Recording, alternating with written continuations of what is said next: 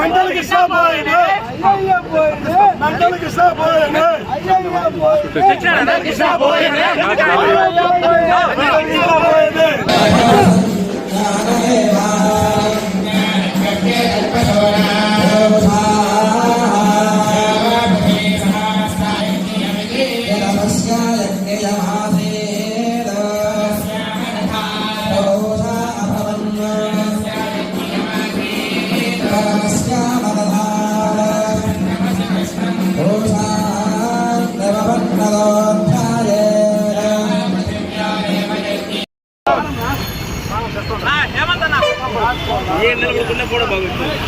రెండు వేసి ఆరాలు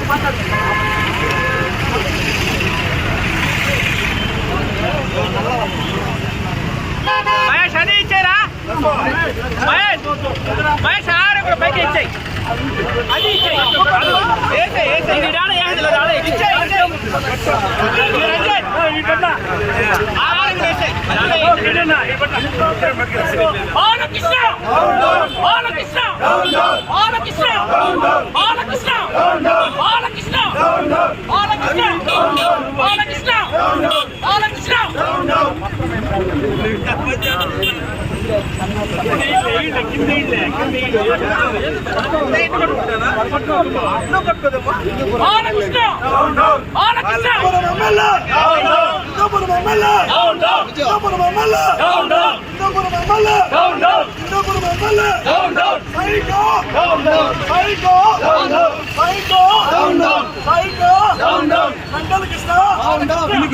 అందరూ ఉంటారు.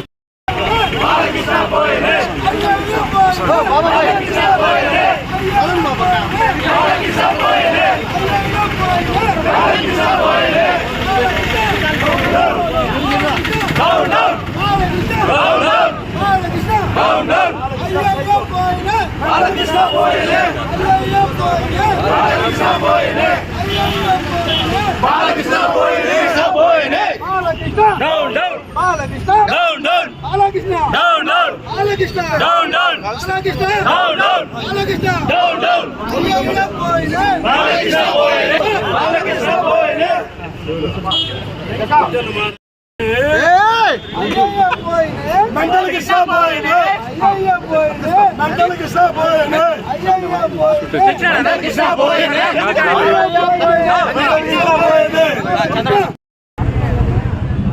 ఈరోజు పలమనేరు నియోజకవర్గం పలమనేరులో మాజీ శాసనసభ్యులు డాక్టర్ ఎన్ వెంకటేశ్వరరావు గారి ఆధ్వర్యంలో నిన్న అసెంబ్లీలో హిందూపూర్ ఎమ్మెల్యే శాసనసభ్యులు బాలకృష్ణ మాజీ ముఖ్యమంత్రి వైఎస్ జగన్మోహన్ రెడ్డి గారిని సైకో అని ప్రస్తావించడం జరిగింది. ఆంధ్ర రాష్ట్ర ప్రజలందరికీ తెలుసు ఎవరు మెంటలు ఎవరు సైకో అని చెప్పేసి.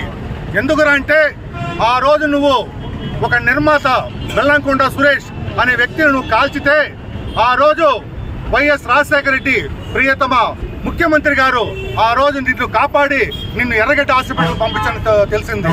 నీ మీద కేసు లేకుండా నిన్ను ఎర్రగడ్డ హాస్పిటల్ పంపించి చూడు నీ యొక్క ప్రవర్తన చూడు. ఆ రోజు నువ్వు మెంటలా కాదా? ఇటువంటివి మొత్తం ఇక్కడే ఉన్నాయి నీ యొక్క ఆడియోలు వీడియోలు అన్నీ. కానీ నువ్వు మెంటల్. నువ్వు ఏదో పవన్ కళ్యాణ్కి చంద్రబాబు నాయుడు గారు మొత్తం ప్రిఫరెన్స్ ఇస్తున్నారని ఆ యొక్క ప్రెస్టేషన్లో నువ్వు జగన్మోహన్ రెడ్డి గారి పైన అనుచిత వ్యాఖ్యలు చేయడం జరిగింది. కావున పలమనేరు వైఎస్ఆర్ కాంగ్రెస్ కుటుంబ సభ్యులందరూ తీవ్రంగా ఖండిస్తున్నాము. రాబో రోజుల్లో కూడా నీకు తగిన చర్యలు వైఎస్ జగన్మోహన్ రెడ్డి గారు నీ పైన తీసుకుంటారని చెప్పేసి మనస్ఫూర్తిగా తెలియజేస్తున్నాను. ఇంకొక విషయం ఏమంటే నీ అఖండ సినిమా రిలీజ్ రోజు కూడా నువ్వు పేర్ని నాని గారికి ఫోన్ చేసి అయ్యా జగన్మోహన్ రెడ్డి గారు అపాయింట్మెంట్ తీసేయమని చెప్పి నువ్వు అడిగితే ఆ రోజు జగన్మోహన్ రెడ్డి గారు వద్దు బాలకృష్ణ ఒక పెద్ద మనిషి మన దగ్గరికి వస్తే బాగుండదు, అదేదో నువ్వే చూసి దాని యొక్క సెటిల్మెంట్ చేయని చెప్పి ఆ రోజు నీ అఖండ సినిమా టికెట్లు పెంచడం జరిగింది.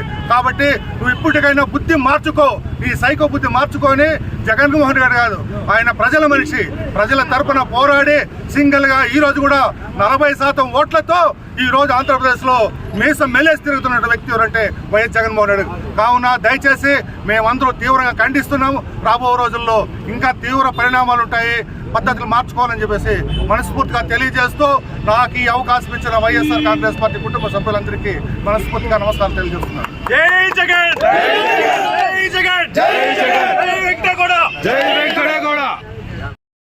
అసెంబ్లీ సమావేశాలకి రావడమే ముందు గతంలో జరిగిన 4 రోజులు 5 రోజులు అసెంబ్లీ సమావేశాలకి రాకుండా నిన్న ఒక్కరోజు అసెంబ్లీ సమావేశాలకు వచ్చినటువంటి బాలకృష్ణ గారు మిమ్మల్ని ఒకటే అడుగుతున్నామయ్యా, మీ తండ్రి గారు నందమూరి తారక రామారావు గారు తెలుగువాడి ఆత్మ గౌరవాన్ని ప్రపంచానికి చాటితే అలాంటి కడుపులో నీలాంటి నీచుడు పుట్టడం సిగ్గుచేటు అని చెప్పి కూడా మేము తెలియజేస్తాం. ఏ రోజు కూడా నందమూరి తారక రామారావు గారు ముఖ్యమంత్రిగా ఉన్న రోజులు ఎక్కడ కూడా హుందాతనాన్ని తగ్గించకుండా ఆయన గౌరవాన్ని, ఆయన ప్రతిపక్ష పార్టీ వాళ్ళని కూడా గౌరవించిన రోజులు యావత్ ప్రజానికం ఆంధ్ర రాష్ట్రం అంతా కూడా చూసి, నీకు ఏం పోయేగాలం వచ్చిందో తెలియదు కానీ మాట్లాడితే నెత్తిన విగ్గు, నెత్తి మీద కళ్ళజోడు, ఇలా జోబీలో నువ్వు అసలు అసెంబ్లీకి వెళ్ళినటువంటి రౌడీవా, లేక అసెంబ్లీకి వెళ్ళినటువంటి శాసనసభ్యుడివా, లేక సినిమాలో నడిచేటువంటి డూప్లికేట్ బాలకృష్ణవా అని చెప్పి ప్రజలందరూ కూడా గమనించాల్సిన అవసరం ఉంది.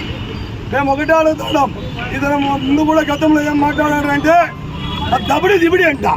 ఈ దబిడి ఏందో ఈ దిబిడి ఏందో మాకు తెలియదు కానీ ఈ సినిమా డైలాగులు వస్తాయా బాలకృష్ణ? హిందూపురంలో గతంలో కూడా నువ్వు లాస్ట్ టైంలో కూడా ఒక మహిళ మీద, ఒక బీసీ మహిళ మీద కన్ను లొట్టబోయినట్లు బయటపడినావే తప్ప నీకు పెద్ద మెజారిటీ ఏం రాలేదు. అయినా కూడా నువ్వు శాసనసభ్యుడే, మేము నిన్ను గౌరవిస్తాం. ఆ రోజు కరోనా టైంలో నీ సినిమా కానీ చిరంజీవి గారి సినిమా కానీ టికెట్లు అమ్ముకోలేకుండా మీరు తీసుకునే పారితోషికం ఎప్పుడు కూడా ఒకటే చెప్తున్నారు జగన్మోహన్ రెడ్డి గారు, సినిమాకి వ్యతిరేకం కాదు జగన్మోహన్ రెడ్డి గారు. హీరోలు తీసుకునేటువంటి పారితోషికం ఇప్పుడు కర్ణాటక తీసుకోండి, కేరళ తీసుకోండి, మలయాళం తీసుకోండి, హీరోలకు ఇచ్చేది ఎంత ఉంటుందో మిగతా ఉండే వాళ్ళకి అందిస్తారని. మీరు ఒక హీరో అంటే ఏదో వచ్చేసి కత్తెత్తుకొని తిప్పేస్తే 10 మందిని తల నరికేశారంట. అయ్యా ఇదేంది సామ్య, ఇదేంది అబ్బా, ఇది అక్కడ మేము చూడలేదు అంటే ఒక్కొక్కడు 10 మందిని 20 మందిని నరికేస్తే హీరో అయిపోతావా? నీవే కాదు సినిమా అంటే, నీ కింద పనిచేసేటువంటి జూనియర్ ఆర్టిస్టుల వల్లనే సినిమా బతుకుతుంది. సినిమా అంటేనే ప్రతి ఒక్కడు కూడా వాడి పాత్ర వాడు పోషిస్తేనే సినిమా బతుకుతుంది. కానీ వాళ్ళ రక్తము తాగి వాళ్ళ జీతము వాళ్ళ బత్యాలు కూడా నువ్వు తీసుకొని హీరోలు అనిపించుకుంటారు తప్ప మీకేమి ఒరిగింది లేదు. హీరో సినిమాలు చూడండి, కొత్త హీరోలు వచ్చారు, జూనియర్లు అంతా వచ్చారు, ఎంతో 100 కోట్లు 150 కోట్లు కాలే సినిమా చూడండి, అతను ఎవరు కూడా తెలియదు. అతను కూడా ఎన్నో కోట్ల సినిమాలో రిలీజ్ అయ్యి సంపాదించుకున్నాడు. అంటే ఇప్పుడు నీకు అతనికి ఏం తేడా? అంటే నువ్వు ఒక నందమూరి రామారావు కొడుకుగా నీకు ఉండే గౌరవం ఉంది, అంతేగాని నువ్వు నందమూరి రామారావు కొడుకు కాకుండా నువ్వు సొంతంగా ఒక సినిమా నీ బతికేమనేది తెలిసిపోతాయి. మాట్లాడితే ఒక మీటింగ్లో, పబ్లిక్ మీటింగ్లో ఇదే శాసనసభ్యుడు అనేవాడు ఏ విధంగా ఉండాలా? ఆడది కనపడితే కడుపైనా చేయాలా, ముద్దైనా పెట్టాలా? అంటే నీ కుటుంబంలో కూడా అదే చేస్తావా నువ్వు? ఆడది కనపడితే కడుపైనా చేయాలా, ముద్దైనా పెట్టాలంట. ఇలాంటి నీచుడు, నికృష్టుడు, ఇలాంటి దౌర్భాగ్యుడు ఈ హిందూపురం ఎమ్మెల్యేగా ఎన్నుకున్నాడు. ఆ ప్రజలందరూ కూడా విన్నవిస్తాడా? మీరు కూడా ఆలోచన చేయాలా? ఇలాంటి దరిద్రుని, దౌర్భాగ్యుని ఎప్పుడైనా మీరు ఓటేస్తే మీకు కూడా అవమానమే. ఎందుకంటే ప్రతి ఒక్క ఎమ్మెల్యే కూడా హుందాతనంగా ఉండాలి. ఎమ్మెల్యే అనే పదవి 2 కోట్లు, 2 కోట్ల 40 లక్షలు, 30 లక్షలు, 50 లక్షల ఓట్లు ఉండేటువంటి నియోజకవర్గాల్లో మీరు ఎమ్మెల్యే అవుతారు. మిమ్మల్ని చూసి ప్రజలు ఆదర్శవంతంగా ఉండాలి. ఇదేమిరా అంటే కడుపు చేస్తా, ముద్దు పెడతా, నేను అంటే తోసేస్తా, తీసేస్తా అంటే ఇట్లాంటి వాడు ఎమ్మెల్యే అనుకోవడం అసలు నిజంగా మీకు విషయం తెలుసో తెలియదా కానీ చంద్రబాబు నాయుడు గారు కూడా ఒకటి హ్యాట్సాప్ చెప్పాల. ఎందుకంటే వీడికి మెంటలు కాబట్టి వీనికి ఇంతవరకు మంత్రి పదవి ఇలా, ఎందరికో జూనియర్లకు అందరూ కూడా మంత్రి పదవి ఇచ్చారు. మీరు కావాలంటే ఆలోచన చేయండి. ఈ ఆంధ్ర రాష్ట్రంలో ప్రజలందరూ కూడా ఆలోచన చేయండి. వీడికి ఎమ్మెల్యే ఇచ్చేది ఎక్కువ, ఇక వీడికి ఎమ్మెల్యే ఇవ్వకపోతే నాయకుడు సీటుకి ఎసురు పెడతాడు అని చెప్పి ఇక పక్కలో ఒక సంఖలో పెట్టుకొని ఇతనికి ఎమ్మెల్యే పదవి ఇస్తాడు. కార్యకర్తలు వస్తే కలిసేదానికి చంపలు కొడతాడు. ఇది ఎక్కడ వింటూరం నాకు అర్థం కాదు. మా నాయకుడు చూసి నేర్చుకో. వేల మంది, లక్షల మంది వస్తే కూడా మా నాయకుడు ఎక్కడ కానీ చిరునవ్వు తగ్గకుండా మా నాయకుడు పలకరిస్తాడు. నువ్వు అలాంటి నాయకుడిని పట్టుకొని సైకో అంటావు. ఒకటే అడుగుతున్నావు, బెల్లమ్మకొండ సురేష్ మీద నువ్వు ఎందుకు కాలువలు జరిపావు? అది నీ వ్యక్తిగతం కాదు, ఇది యావత్ రాష్ట్ర ఉమ్మడి రాష్ట్ర ప్రజలకు తెలియాల్సిన అవసరం. దేనివల్ల నువ్వు బెల్లమ్మకొండ సురేష్ని కాల్చావు? కాల్చిన తర్వాత నీ కుటుంబీకులు వెళ్ళి రాజశేఖర రెడ్డి కాళ్ళు పట్టుకున్నారా లేదా? నేను ప్రజలకు చెప్పండి. నువ్వు వెళ్ళి ఎర్రగడ్డ హాస్పిటల్లో నువ్వు సర్టిఫికేట్ తెచ్చుకున్నావా లేదా? నాకు మెంటలో కాబట్టి నేను కాల్చాను. ఒకటి బాలకృష్ణ గారు, ఇకనైనా కూడా మీకు కూడా ఒక కొడుకు ఒక కూతురు ఉన్నారు. మీ తండ్రి గారి గౌరవం నిలబెట్టండి. మీ తండ్రి గారికి మంచి గౌరవం మర్యాద తీసుకురండి. ఇలాంటి దబడి బిడ్డిబుడిలన్నీ కూడా మానుకొని మీరు ఉంటే రాజకీయంలో, మీరు సినిమాలో ఉంటే ఏమన్నా చెప్పుకోండి, ఇబ్బంది లేదు. నీ ఫ్యాన్స్ చూస్తారు, మేము నీ ఫ్యాన్స్ కూడా తప్పు పట్టడం లేదు. కాకపోతే గౌరవ మర్యాదలు అనేది చిరంజీవి గారిని గురించి చెప్పాలా. ఈరోజు చిరంజీవి గారు ఈ రాష్ట్రంలో వాళ్ళ తమ్ముడు డిప్యూటీ సీఎంగా ఉంటే కూడా ఈరోజు నిన్ను ఖండించాడంటే నువ్వు ఎరుముండనే కదా, నువ్వు చేతగాడు వాడనే కదా, నీ మాటలు సత్త పత్తా లేదనే కదా. కాబట్టి గుర్తుపెట్టుకొని చిరంజీవి గారి మాదిరి హుందాగా ప్రవర్తించాలా. ఈ రాష్ట్రంలో నువ్వు సైకోనా, జగన్మోహన్ రెడ్డి సైకోనా అనేది ప్రజలందరూ గమనిస్తారని చెప్పి తెలియజేస్తూ ఇలాంటి వాటిని నేను కూడా తీవ్రంగా ఖండిస్తాం. ఇది మొదటి తప్పుగా నిన్ను చంపిస్తా ఉన్నాం. వైఎస్ఆర్ కాంగ్రెస్ పార్టీ యువకులు, నాయకులు, సైనికులు అందరూ కూడా నీకు ఒకటే చెప్తా ఉన్నాం, ఎక్కడ కూడా తగ్గేలా, ఎవరికి తగ్గేదేలా. మీకు ఒకటే మన అన్నారు రపరప అంట, రపరప అనేది మీ తెలుగుదేశం కార్యకర్త స్వామి, దాన్ని తీసుకొని అసెంబ్లీలో చెప్తారు రపరప రపరప అంటే.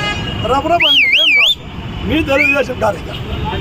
మేము ఎప్పుడు కూడా సమయం పాటిస్తాం, ప్రజల పక్షాన్ని నిలబడతాం, ప్రజల కోసం పోరాటం చేస్తాం. ప్రజలు మాకు మ్యాండేటరీ ఇవ్వలేదు కాబట్టి మేము ప్రజల గౌరవాన్ని కూడా మేము మనోభావాలు కూడా ఏకీభవిస్తూ ఉన్నాం. మాకు ఇవ్వలేదు కాబట్టి మేము ప్రజల పక్షాన్ని నిలబడతామని చెప్పి తెలియజేస్తూ ఇంకొకసారి ఇలాంటి దబిడి దిబిడీలు, ఇలాంటి మెంటల్ సైకోలు అంటే ఖచ్చితంగా నీకు తగిన గుణపాఠం చెప్తారని చెప్పి తెలియజేస్తాం. జై జగన్.